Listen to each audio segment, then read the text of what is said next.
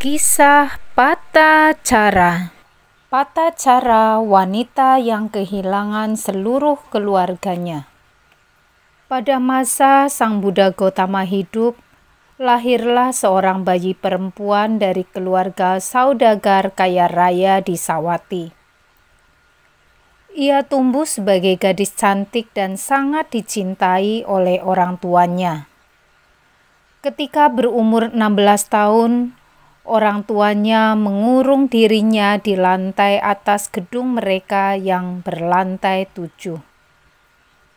Di sana ia dikelilingi para penjaga untuk mencegahnya supaya tidak bergaul dengan para pemuda. Walaupun sudah dilakukan tindakan pencegahan ini, masih saja ia menjalin hubungan intim dengan seorang pelayan di rumah orang tuanya itu. Tatkala orang tuanya hendak menikahkannya dengan putra sebuah keluarga berada lainnya, ia memutuskan untuk kawin lari dengan kekasihnya. Dengan menyamar sebagai gadis pembantu, ia melarikan diri melalui lantai atas gedung orang tuanya dan menemui kekasihnya di dekat gerbang kota. Pasangan itu lalu tinggal di sebuah desa kecil yang berjarak sekitar 3 atau 4 yojana dari Sawati. Di sana sang suami mencari penghidupan dengan berladang di sebidang lahan kecil, sementara sang istri terpaksa melakukan kerja kasar yang sebelumnya dilakukan oleh para pelayan orang tuanya. Demikianlah ia menuai hasil perbuatannya. Akhirnya, ia mengandung. Dan ketika sudah waktunya untuk melahirkan, ia ingin kembali ke rumah orang tuanya. Ia berkata, "Suamiku yang baik, aku ingin melahirkan di rumah ayahandaku. Di sini tiada seorang pun yang bisa membantuku. Namun di sana aku akan dirawat mereka." Bagaimanapun ayah dan ibu tetap menyayangi anaknya dan memaafkan segala kesalahan anak. Jadi bawalah aku pulang ke rumah mereka. Sang suami menolak permintaannya dengan berkata, "Sayangku, jika orang tuamu melihatku, mereka akan memerintahkan supaya aku ditangkap atau bahkan dibunuh." Ia memohon berulang kali, namun dengan berbagai dalih suaminya menunda-nunda kunjungan itu. Ketika ia tahu bahwa suaminya tidak bersedia memenuhi desakannya, ia memutuskan untuk pergi sendirian. Demikianlah suatu hari, ketika suaminya sedang bekerja di luar, ia meninggalkan pesan pada tetangganya, lalu menempuh jalan menuju Sawati. Ketika suaminya pulang, para tetangga menyampaikan pesan itu. Mengetahui apa yang telah terjadi, ia merasa kasihan dan menyesal. "Ia terpaksa menderita karena diriku."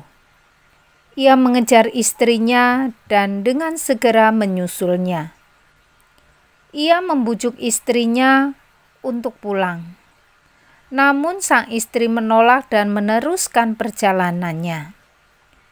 Ia mengikutinya sampai di suatu tempat, lalu istrinya merasa hendak melahirkan. Tak lama kemudian, ia melahirkan seorang bayi laki-laki. Karena tiada lagi alasan untuk pulang ke rumah orang tuanya, mereka kembali ke rumah mereka sendiri. Beberapa waktu kemudian, ia kembali hamil. Seperti sebelumnya, ia meminta suaminya untuk membawa pulang ke rumah orang tuanya. Dan seperti sebelumnya, suaminya menolak. Ia menjadi tidak sabar dan pergi ke rumah orang tuanya saat suaminya tidak berada di rumah. Ia pergi sambil membawa putranya yang masih kecil. Suaminya menyusul dan membujuknya untuk kembali bersamanya. Akan tetapi ia menolak dan bersikeras untuk melanjutkan perjalanan. Namun tak lama kemudian terasa ia hendak melahirkan di jalan. Lahirlah putranya yang kedua di tengah perjalanan itu. Tepat setelah bayi itu lahir, badai hebat mengamuk di luar musimnya. Dengan diiringi guntur, petir, serta hujan lebat yang turun di seluruh wilayah. Ia meminta suaminya untuk mendirikan tempat berteduh malam itu. Suaminya membuat tenda dari dedaunan dan dahan-dahan pohon apapun yang bisa ditemukannya. Ia lalu memotong sebagian dahan dan rumput untuk membangun pematang di sekitar tenda alamiah itu. Ketika sedang melakukan hal tersebut, seekor ular berbisa yang tengah berdiam di dalam gundukan tanah merasa terusik.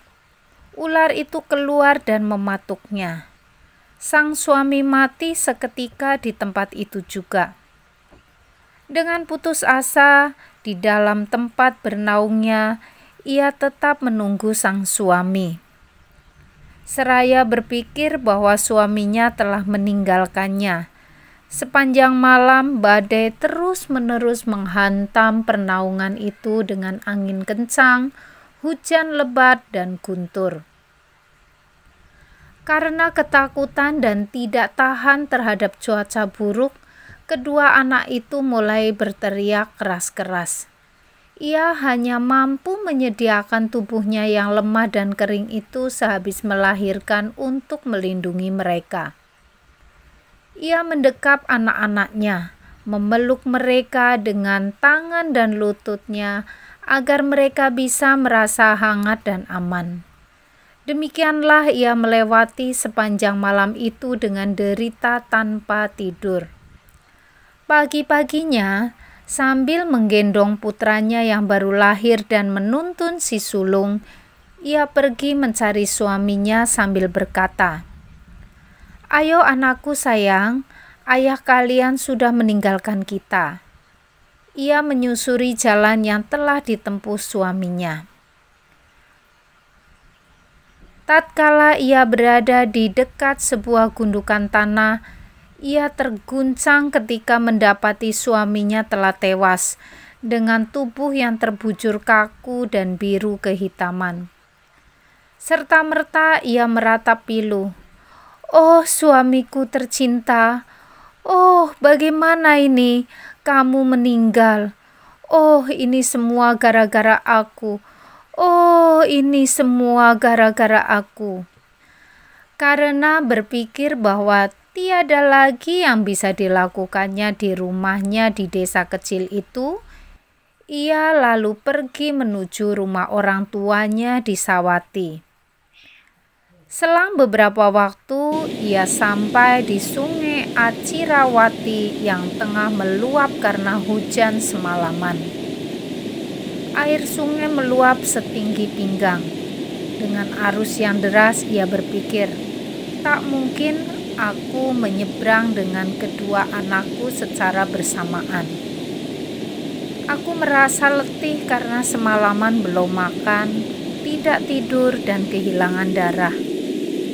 Dengan demikian, ia meninggalkan anak sulungnya di tepi sungai dan membawa bayinya ke seberang.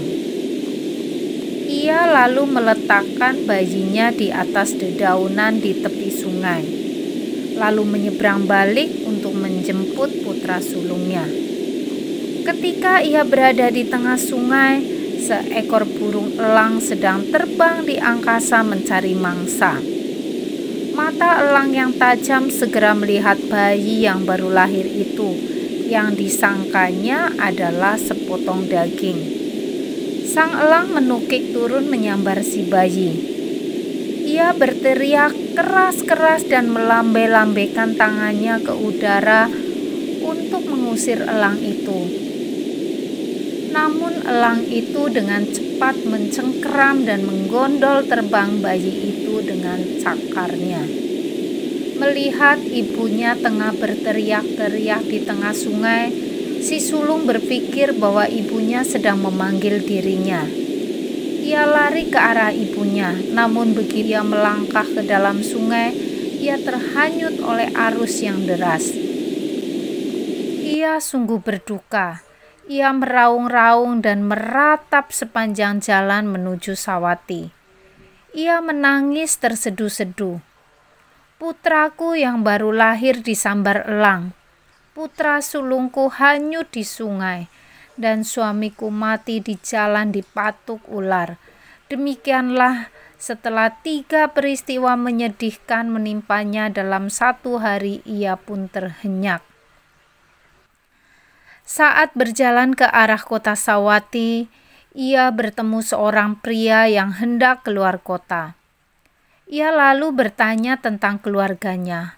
"Oh Tuan, apakah Tuan mengenal sebuah keluarga saudagar kaya yang tinggal di jalan itu?"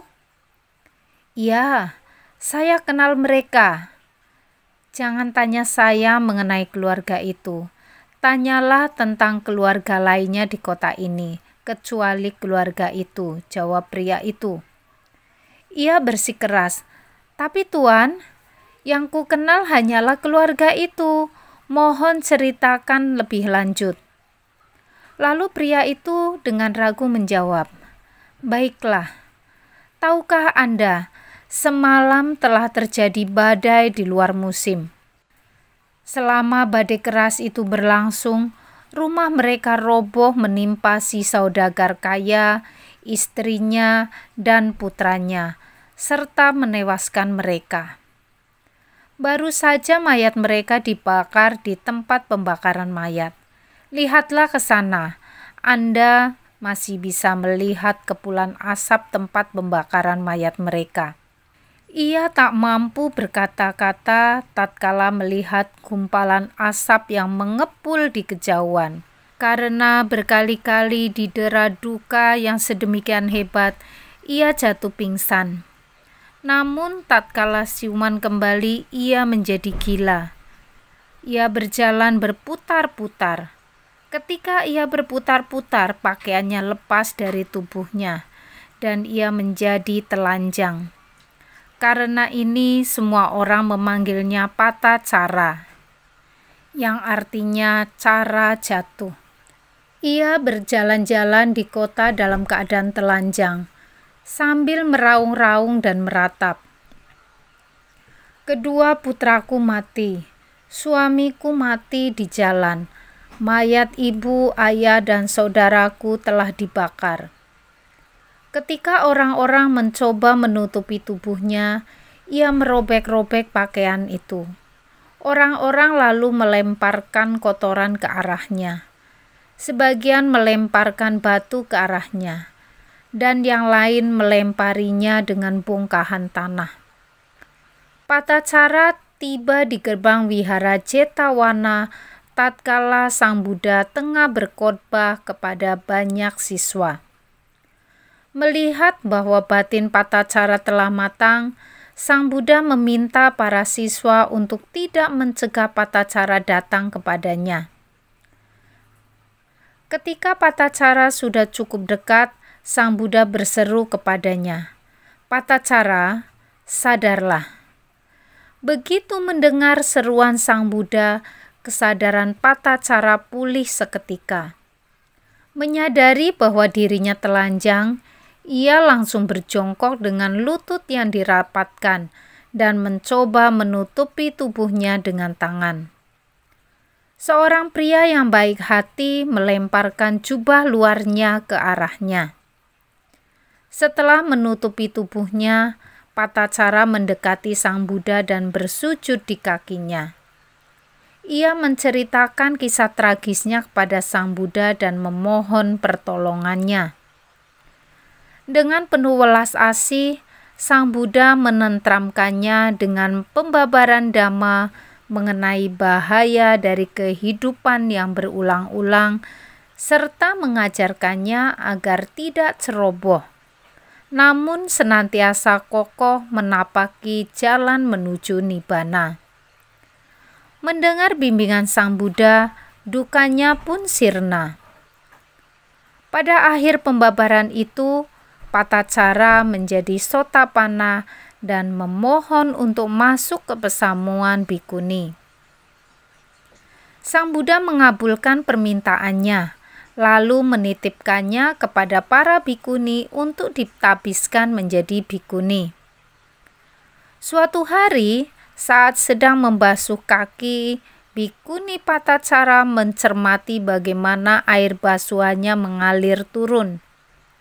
Terkadang air itu mengalir pendek dan dengan cepat terserap ke dalam tanah. Terkadang air itu mengalir sedikit lebih jauh dan kadang-kadang mengalir turun sampai ke kaki lereng tersebut. Bikuni Patacara merenungkan fenomena ini dan menerapkan pengamatan ini terhadap ketiga jenis jangka hidup. Sebagian makhluk berumur sangat pendek, seperti putra-putraku. Sebagian lagi hidup sampai usia pertengahan, seperti suamiku. Dan sebagian lagi hidup sampai tua, seperti orang tuaku. Lalu ia memasuki biliknya dan duduk merenungkan ketiga corak kehidupan, yaitu keselalu berubahan, ketidakpuasan, dan ketiadaan inti diri. Ia melakukan perenungan itu sampai larut malam. Ia merasa letih dan memutuskan untuk beristirahat sejenak. Ketika ia menurunkan sumbu pelita ke dalam minyak dengan jarum yang runcing, Sang Buddha memperlihatkan kepadanya cahaya yang gilang gemilang dan muncul di hadapannya. Sang Buddha lalu bersabda dan mengukuhkan pikirannya. Seusai Sang Buddha menyampaikan sebuah ujaran pendek, Bikuni Patacara mencapai tataran arahata. Bikuni Patacara mempelajari Vinaya secara mendalam atas bimbingan Sang Buddha. Ia mampu memberikan pertimbangan yang bijak atas hal-hal yang berkenaan dengan Vinaya. Ia menjadi guru yang hebat, dan banyak bikuni meminta bimbingannya untuk latihan mereka. Mereka merasa sangat terhibur oleh nasihatnya.